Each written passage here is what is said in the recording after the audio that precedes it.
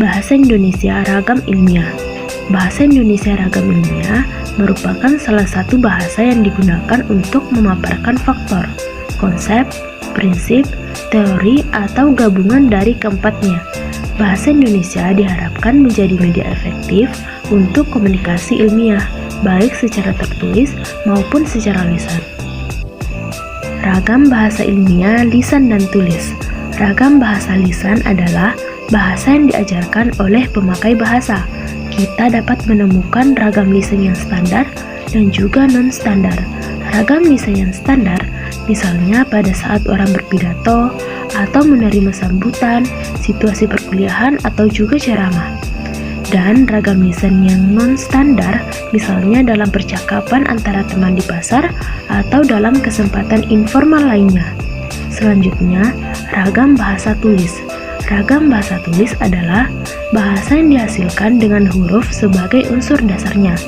Dalam karya tulis, kita berurusan dengan tata cara penulisan atau ejaan, di samping aspek tata bahasa dan juga kosakata. Dengan kata lain, dalam ragam bahasa tulis, kita dituntut adanya kelengkapan unsur tata bahasa. Ciri-ciri ragam ilmiah lisan. Yang pertama, memerlukan orang kedua atau teman bicara. Yang kedua, tergantung situasi, kondisi, ruang, dan waktu. Yang ketiga, tidak harus memperhatikan unsur gramatikal, hanya perlu intonasi serta bahasa tubuh. Yang keempat, berlangsung secara cepat. Yang kelima, berlangsung tanpa adanya alat bantu. Yang keenam, kesalahan langsung dapat dikoreksi.